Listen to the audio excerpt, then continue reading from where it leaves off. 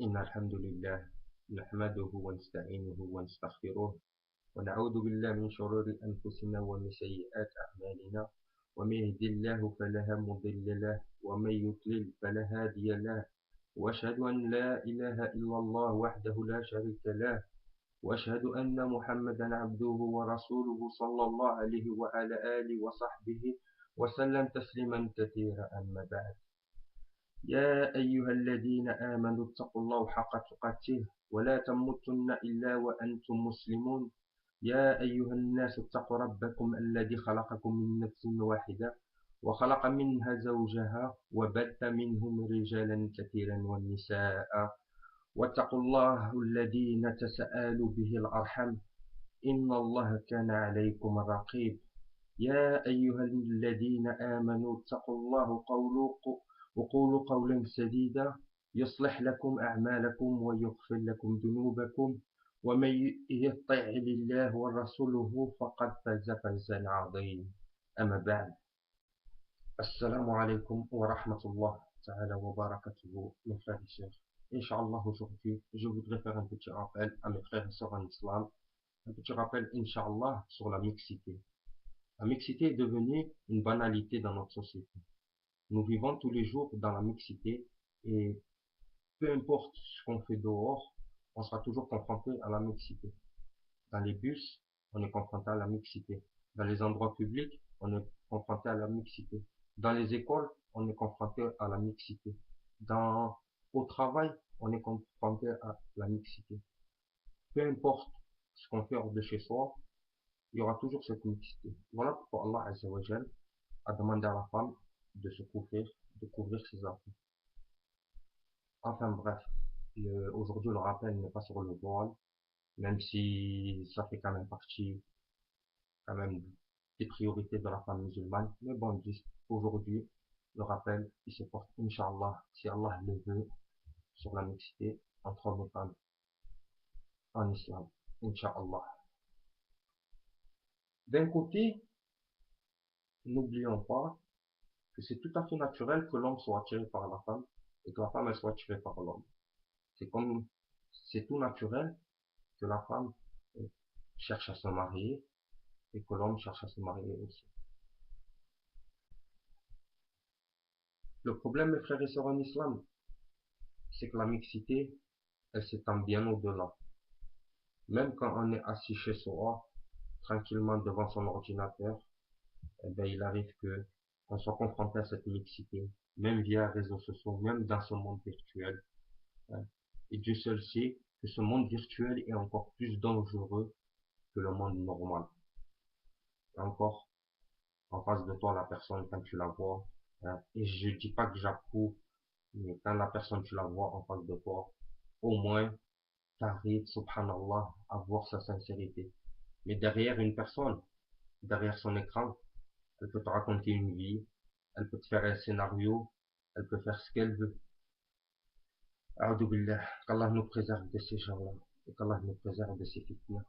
Sachez, mes frères et sœurs en islam, que certains diront oui, mais ce n'est rien, c'est juste pour s'échanger pour le deal, c'est juste, dites-vous une chose, mes frères et sœurs en islam. Le messager d'Allah, sallallahu alayhi wa sallam, a dit, méfie-toi de trois choses et ne laisse pas Satan dominer dans celle-ci. Une, ne reste pas seul avec une femme, même si tu prétends lui enseigner le Coran. Deux, ne rentre pas chez un sultan, même si tu prétends lui ordonner le bien et lui interdire le blâmable. Et trois, ne t'assois pas avec un innovateur, car il radera ton cœur malade et détériorera ta religion. Donc voilà, la première des conditions qui a été énoncée, c'est de ne pas s'asseoir avec une femme, même si tu prétends lui apprendre le Coran, même si tu es professeur, même si tu as de bonnes intentions, ne va pas, car Satan, il joue avec l'âme. Satan ira dans ton âme te faire sortir des désirs. Mon frère et ma soeur, quand tu vois un frère sur internet qui te dit Assalamu alaikum ma soeur, Masha'Allah, tes statuts, ou Masha'Allah, t'es belle sur tes photos, ma soeur, tu crois que tout ça, ça va aller à où? La langue, tu crois qu'elle va t'amener où? La langue, c'est une fitna, la langue. Elle va t'amener où? Mon frère, Elle va t'amener où ta langue, mon frère? Hein? Certes, c'est vrai, tu veux te marier, c'est vrai, tu en as marre du célibat, mais mon frère, ma soeur, si ce n'est pas fait dans les règles, s'il n'y a pas de règles, de barrières fixées, mon frère, ma soeur, comment peux-tu savoir que ça va être fait dans les règles? Hein? Mon frère, ma soeur, les règles, c'est quoi les règles? Les barrières, elles sont où? Les barrières, elles se limitent à le Coran et la Sunna, mon frère. Le prophète, sallallahu alayhi wa sallam, a dit, a averti les musulmans de succomber, a averti le musulman de succomber à la tentation des femmes. Il dit, sallallahu alayhi wa sallam, je n'ai laissé après moi une tentation pour les hommes plus grave que celle de la femme. Et c'est rapporté par l'imam al-Bukhari ou Muslim, rahimahumullah. Il a dit aussi, sallallahu alayhi wa sallam, ne cédez pas à la tentation de la vie d'ici-bas, ni à celle des femmes, parce que la première tentation à laquelle ont succombé les Israélites était celle des femmes. Et c'est rapporté par l'imam al-Muslim. De plus, la mère des croyants, Aïcha, anha, a rapporté qu'Amra a dit après la mort du prophète Mohammed sallallahu alayhi wa sallam, si le messager d'Allah sallallahu alayhi wa sallam avait vécu ce que les femmes ont innové après lui, il les aurait empêchés comme les femmes israélites avaient été empêchées. Aïcha, anha, étonnée, demanda à Amra, elles avaient été empêchées? Amra répondit oui. Et c'est rapporté par l'imam al-Bukhari, Muslim, Ahmed et Abu Daoud, rahimahumullah. La mixité entre hommes et femmes peut mener à l'indécence, la convoitise et l'infamie. Allah Ta'ala wa Tabaraka a aussi ordonné aux femmes de rester chez elles, mais si elles éprouvent le besoin de sortir, comme c'est le cas des femmes qui travaillent, elles ne doivent pas exhiber leur beauté, et si un dialogue doit être tenu avec un homme, elles doivent tenir un langage décent et sérieux. D'après la parole d'Allah Azza wa Jal, il dit dans le Coran, subhanahu wa ta'ala, ô femmes du prophète, vous n'êtes comparable à aucune autre femme. Si vous êtes pieuse, ne soyez pas trop complaisante dans votre langage, afin que celui dont le cœur est malade ne vous convoite pas. Et tenez un langage décent. Restez dans vos foyers et ne vous exhibez pas à la manière des femmes avant l'islam, de la jahiliya.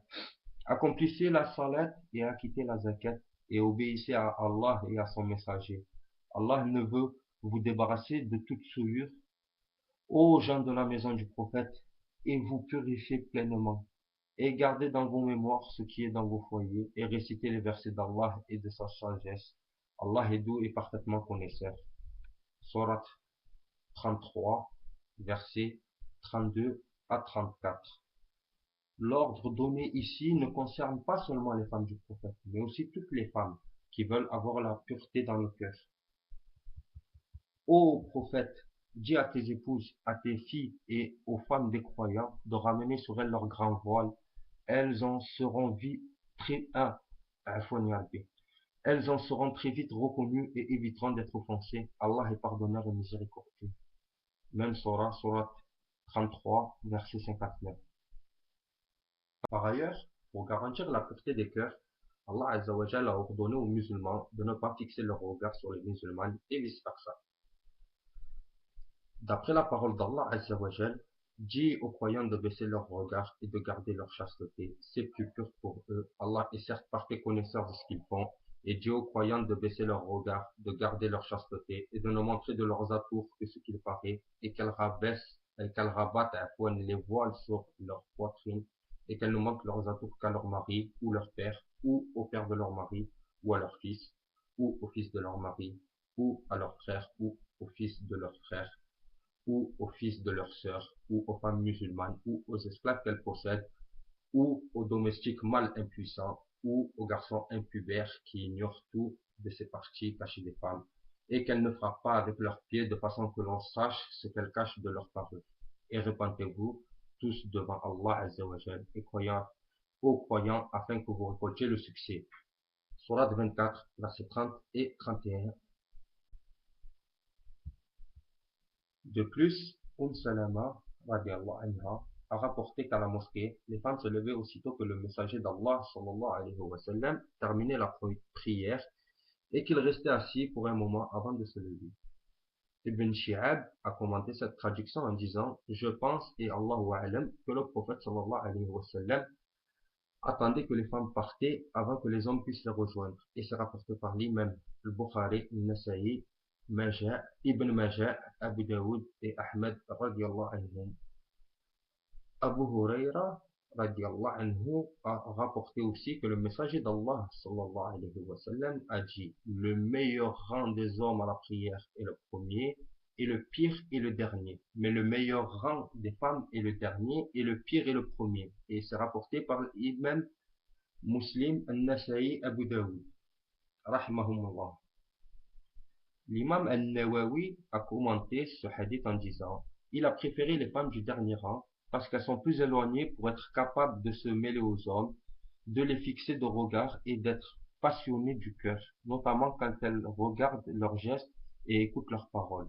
Par contre, il a blâmé les femmes du premier rang parce qu'elles sont les plus proches des hommes. Enfin, les parents doivent mettre leurs jeunes garçons et filles en garde sur la mixité et ses effets potentiels. Il doit leur apprendre comment maîtriser leurs sentiments et leurs désirs et comment résister aux tentations. Afwan ya Rabbal Alamin.